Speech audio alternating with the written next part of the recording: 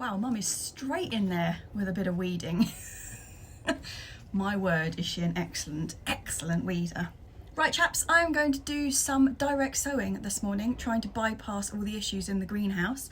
And I'm going to sow it straight into the bed where we cleared the potatoes from last week. The bed isn't entirely clear because it's got the peas in the end that we also planted out last week.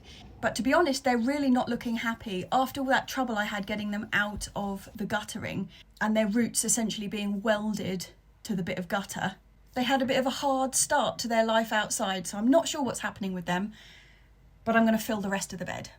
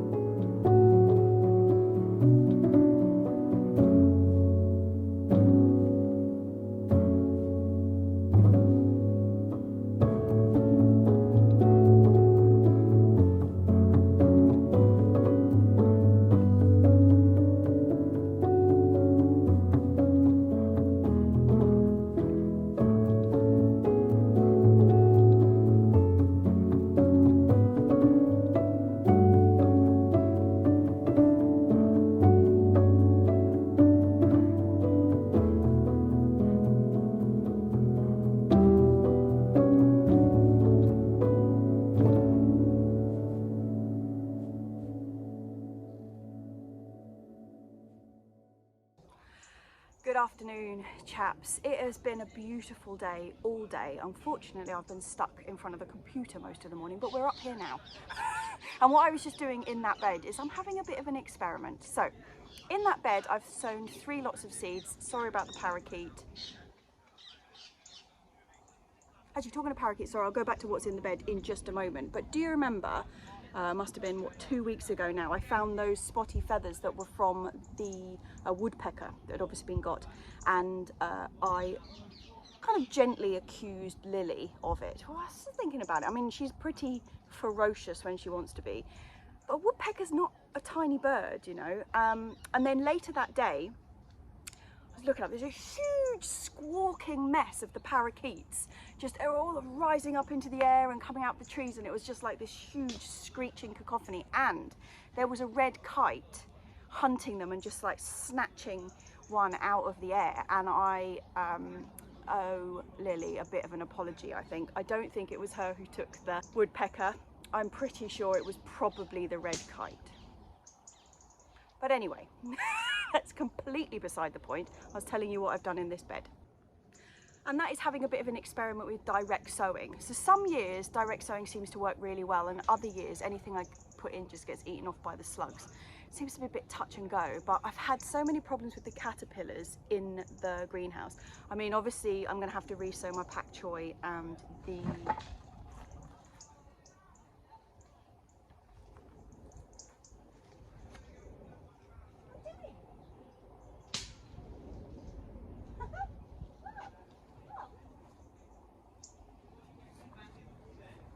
Can you see him?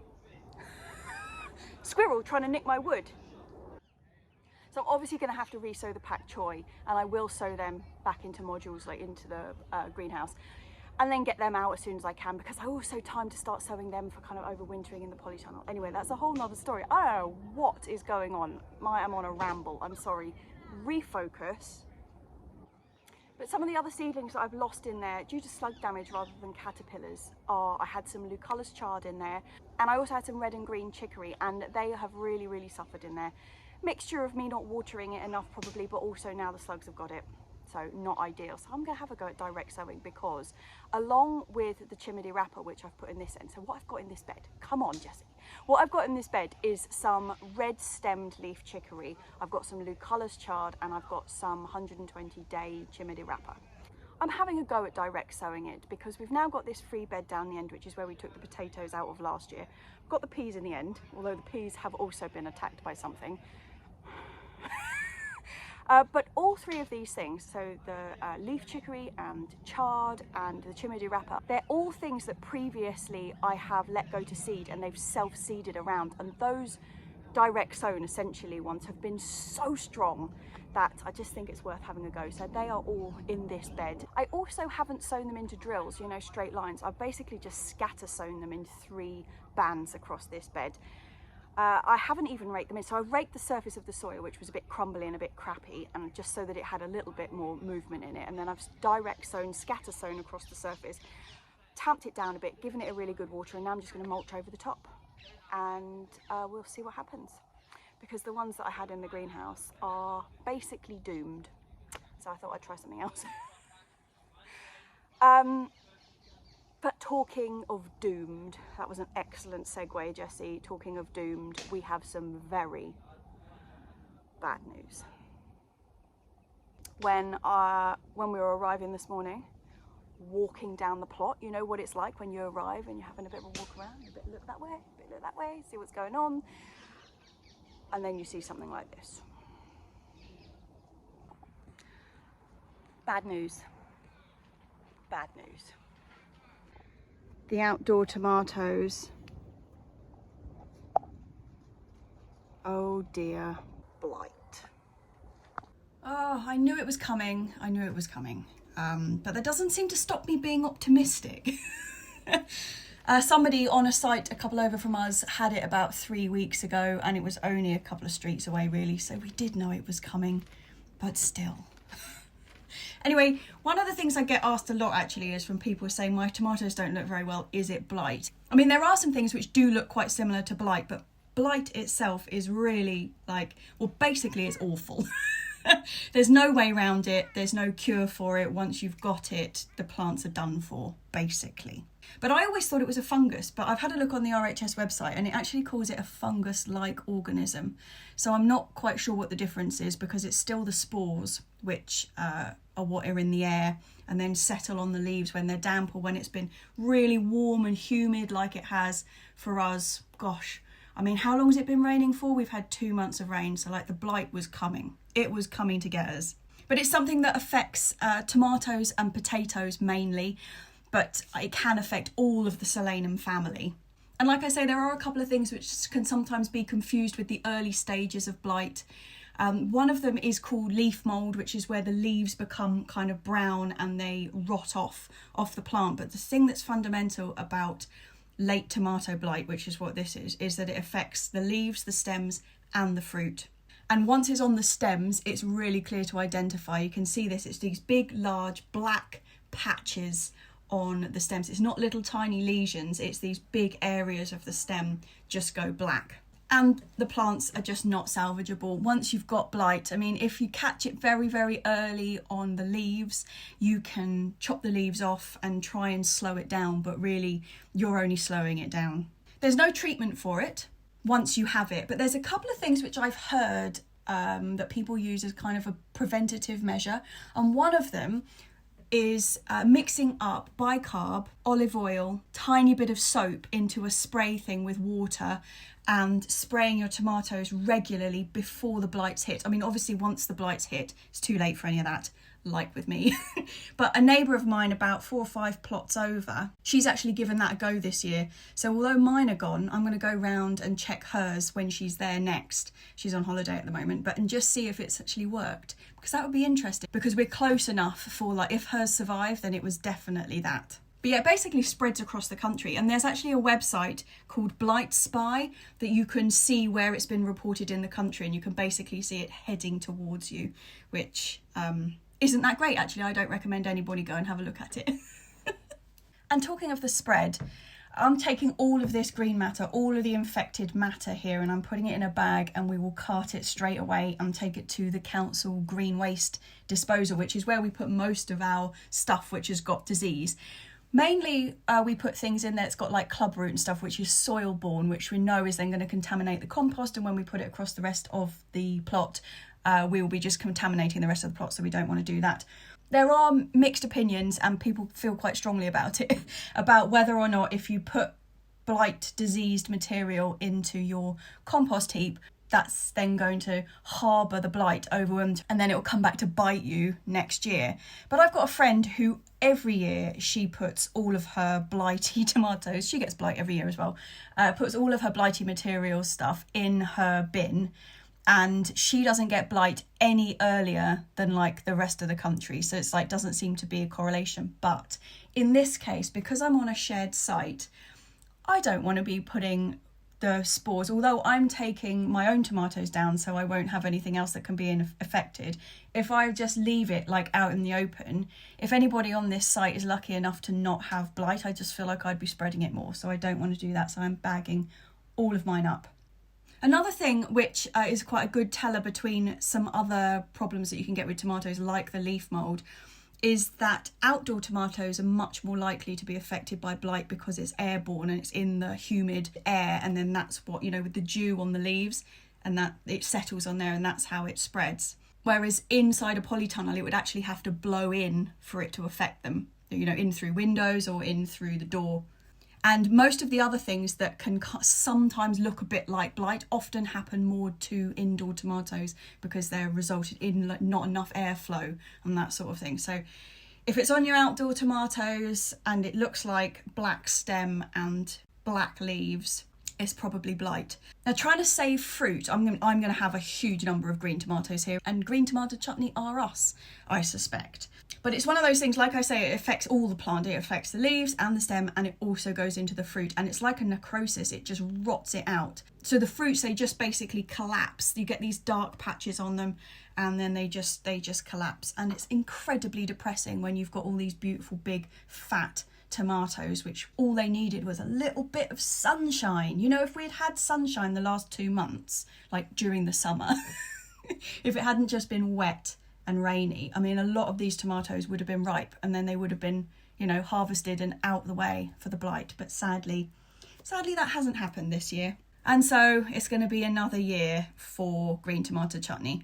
I had such high hopes for these. I mean, these plants were so strong looking compared. That's one of the dilemmas, is that the plants, when they grow outside, grow so much stronger because they're being buffeted by the wind and they're in the elements, and they just become really beautiful, big, robust plants. Whereas the ones in the polytunnel or undercover, they're a bit more weedy. I mean, you do get really good tomatoes off them, but like the plants themselves, just not quite so robust. And these ones looked so good. I was just hoping I was early enough with them that we might get the tomatoes, but sadly not. Sadly not.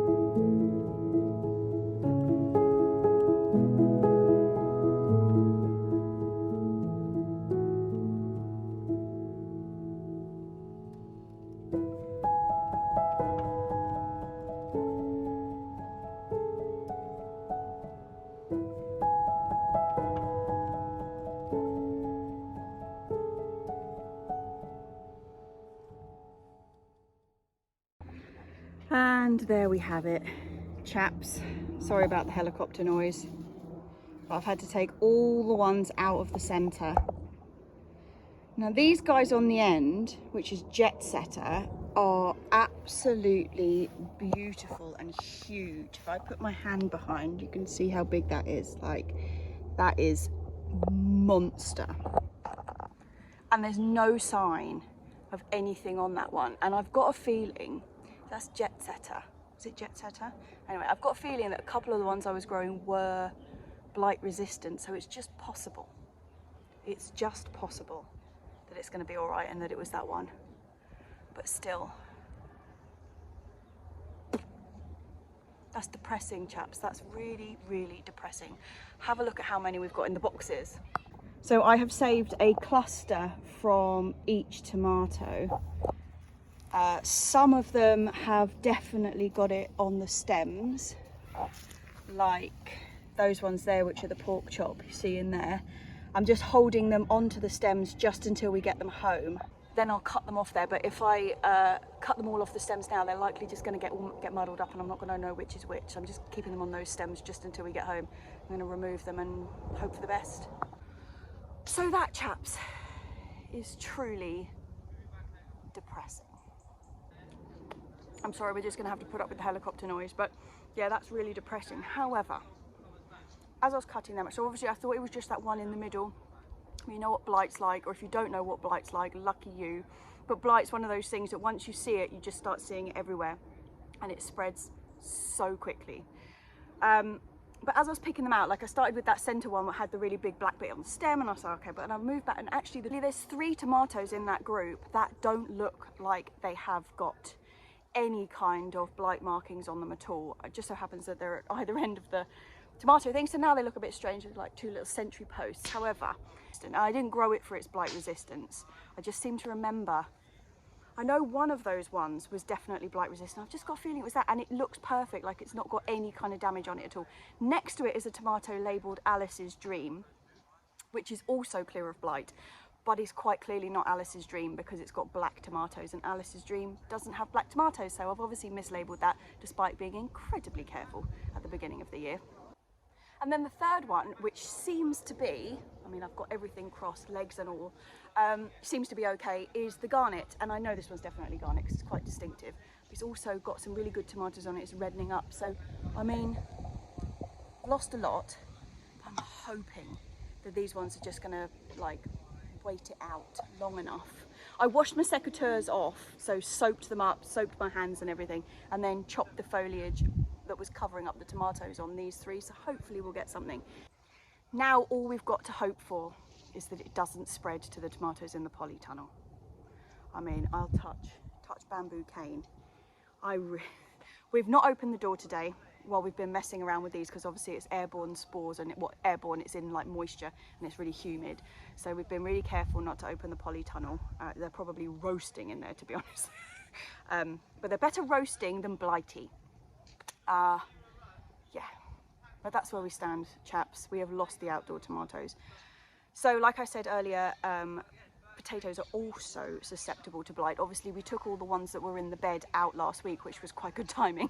It wasn't planned. But I've still got ones in the pots, and so I'm going to go and check on them. But just as a bit of light relief, on a brighter note, and I haven't shown Mum this yet, I was scurrying around the back of the fruit cage this morning when we first got here, and I spotted some grapes. So yeah, I was in behind here, and look at this, so right underneath the grapevine, and look at this.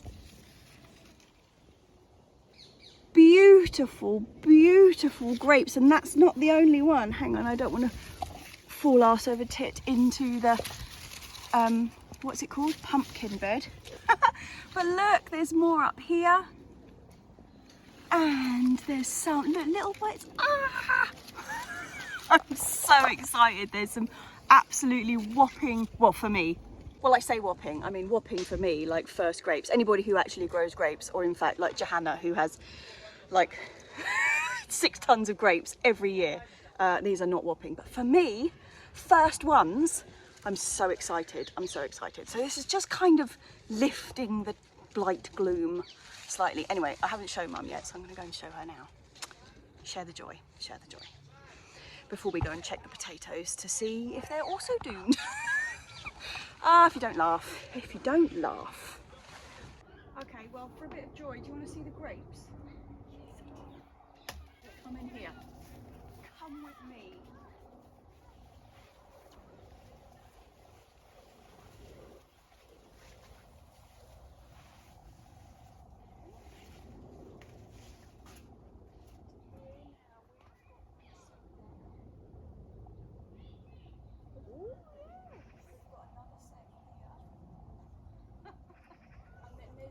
And then there's another one up there. Oh yes. Oh look, there's some in there. Oh yes.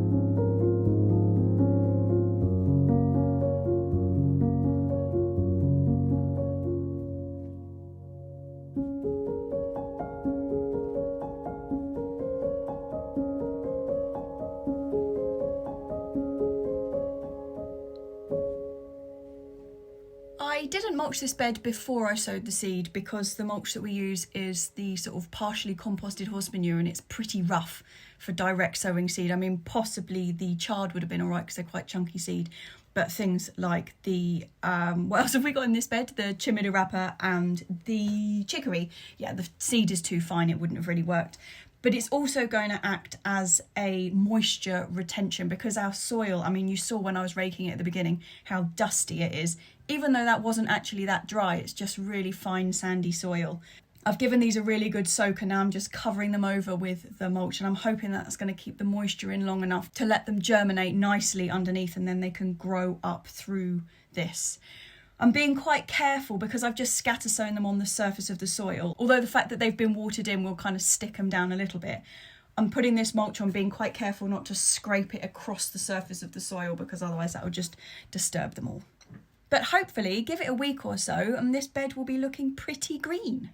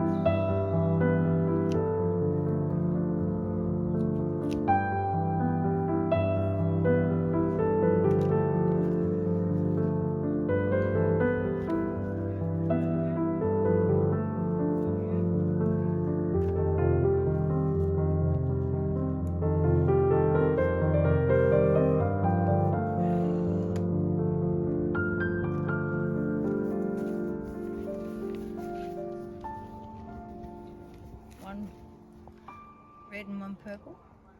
Beautiful. Into the basket.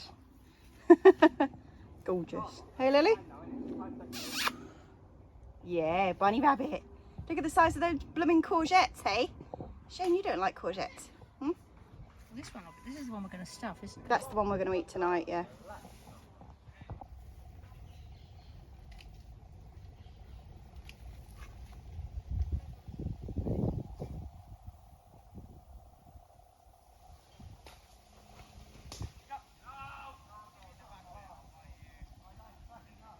And this one's very exciting.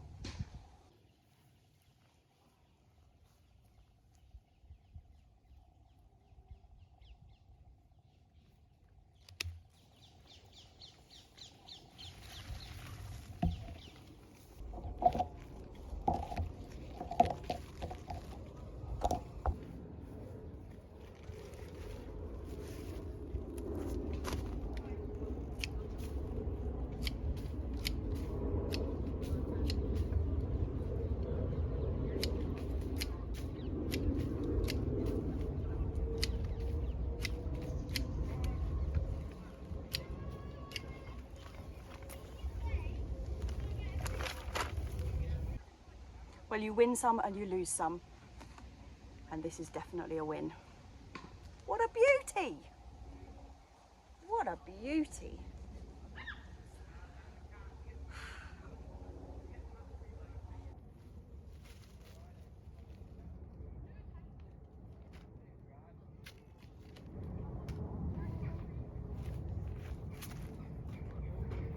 Soft, a bit underripe, but I can't leave them for the animals. This one's yeah. So when you turn them over, that's a really good one. Mm. And that one, that looked really good and soft on that side, but not full, isn't it? We've still is. not got no potatoes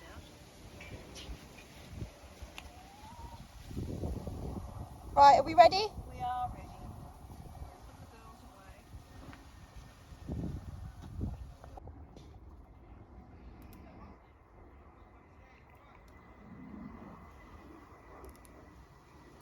Yeah. Into the basket it goes. Don't lose it. It's a very overloaded basket today. Hello! Well, after the blight misery day, the end of the outdoor tomatoes, I must keep remembering the outdoor tomatoes, the indoor ones, I mean, I haven't checked them this morning, but I'm hoping they're okay. Yeah, but it ended up being such a lovely evening and I was so downhearted, I think it's the phrase, about the tomato situation. I gave Sarah a ding and we went up the river to the Trafalgar. So I recorded my cheers for you yesterday evening and we will go that way at the end of the video.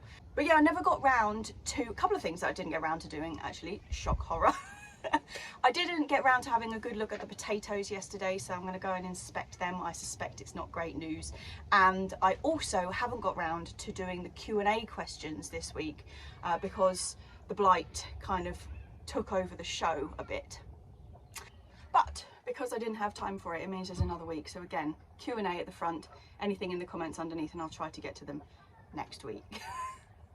Actually, before I go anywhere near the potatoes, and then I'm going to open up the polytunnel because I think there's tomatoes to pick in there and I can't just keep them closed off completely because then there's nothing to pollinate the flowers and then we don't get any tomatoes anyway. But there's absolutely no point defending against blight if you don't get any tomatoes at the end of it.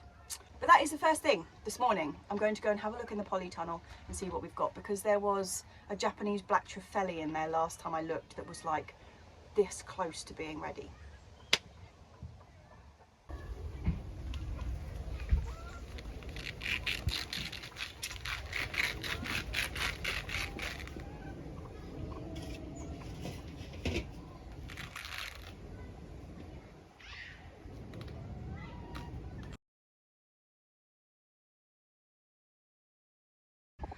Ooh! Look at the number of ready tomatoes we have. Ah! I haven't been in here for a couple of days and so much has reddened up in those couple of days. Oh! Okay, I'm gonna go get the basket. We're gonna do some picking.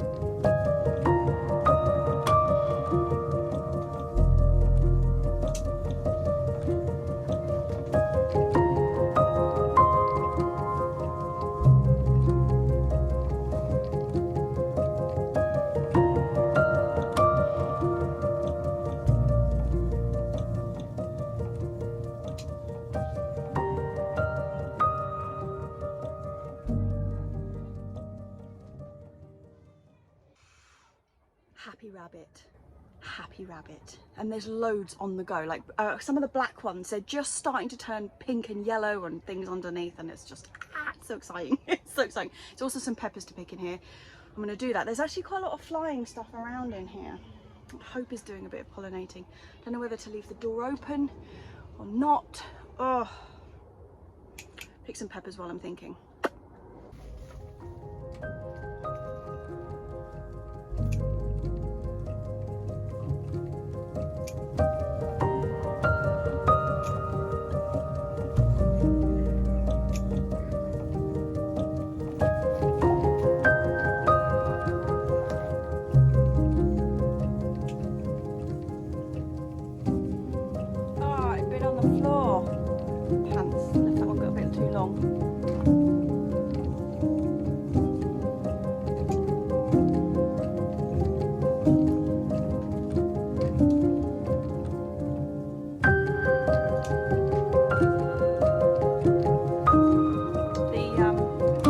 Basil is starting to go to seed, so I'm just taking the flower heads off.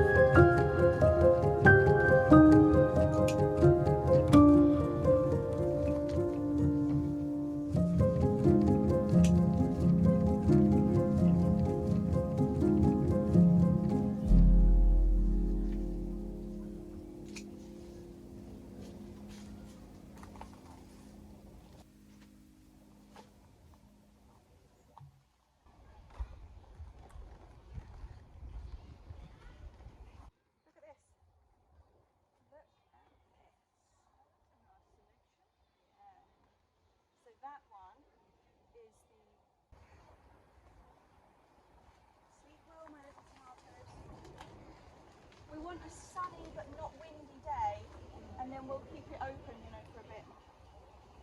That'd be good. Right. So, oh, there's a good one. Yes. There's a couple of nice ones in here, do you want? Yeah. Well, we're going to have something nice for lunch, aren't we, when we get back, so. Just have them for lunch before they go off. Yeah, there's a nice one there. Okay, now that's all closed up, we are actually going to have a look at the potatoes, and I don't think it looks good. So this is the potato situation. Now, potatoes often look like this at this time of year, and actually the ones that we've got around that side look worse than this, and it's not blight, it's just that they've kind of come to their end. So we're going to leave these ones a little bit longer, and we're going to turf out one of the ones behind the greenhouse that has got no leaf on it left whatsoever.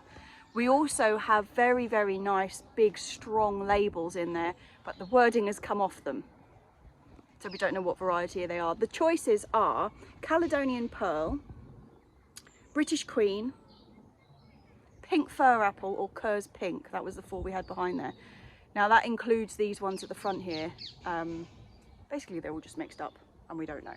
But we're going to go for the pots that have got no foliage left whatsoever.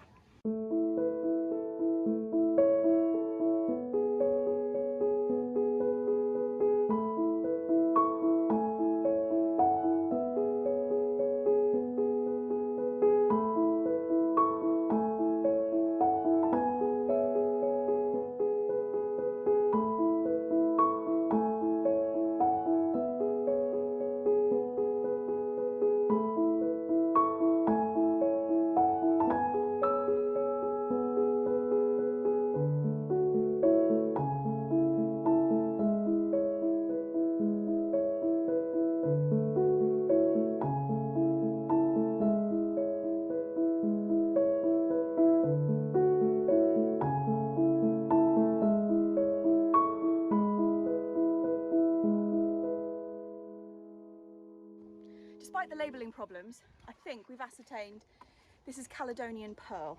So we will try them tonight. So I don't know what's going on with the hair. Yeah, we've never tried this one before. It was new this year actually. Chapman's hadn't had it before, had they? So yeah, exciting times on the potato front, and not a sign of blight. Well, potatoes and tomatoes, now the wind is coming up and I still haven't made the jump to actually buy that Rode mic because expensiveness pounds that I don't really have. So haven't made that leap yet, but it's coming, I promise. Anyway, the wind's coming up, and guess what I've got to do before we leave? I'll give you 2 options. Do you think it might be take a dip in the pond or pick more courgettes? Yeah, it's option B. It's option B.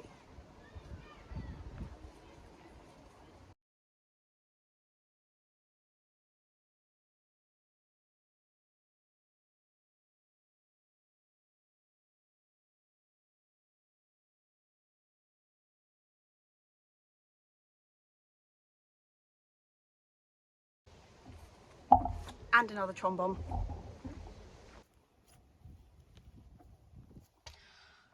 Well chaps, that is us finished for today, and that's us finished for this week actually. The Q&A, like I said, bit railroaded by blight drama. Yeah, let me know if you've got blight and tell me where you are. Also, that Blight Spy that I mentioned, which is the website where you can see it like heading towards you at the rate of knots from like different reports all over the country, I'll put a link to that underneath because that's quite interesting. Even if it's not for this year, we might be a little bit late this year because of the weather that we've had. It's just everywhere at the moment. But parakeets are going crazy again. But for next year, it'd be useful. Anyway, yeah, there's been some highs and some lows this week. I mean, the tomatoes depressing, outdoor tomatoes depressing, but indoor tomatoes not depressing, and loads of picking, which is really good, even though the weather's been pants. The beans are producing really well, the courgettes obviously producing like crazy. Gonna have courgette parmigiana tonight to try and get rid of some. So I'm going to say my big thank yous now before we head off to the pub. So I want to say thank you as always to my Patreons, who are the people that you see their names at the end of the video. They are the people who keep this vlog going week in, week out with their support. You're all a complete joy. Thank you. They are the Monday Club lot, and thank you to everybody else who watches throughout the week, be it Tuesday or any other time. You're all marvellous. I hope the blight hasn't got you, but I suspect for the majority of us, yeah, it's blighty times. Anyway, back to yesterday evening, after blight drama, beautiful sunny evening, trip up the river to the Trafalgar, which is a gorgeous pub just up in Greenwich. Anyway, I'll leave you that. See you next week, chaps. Bye.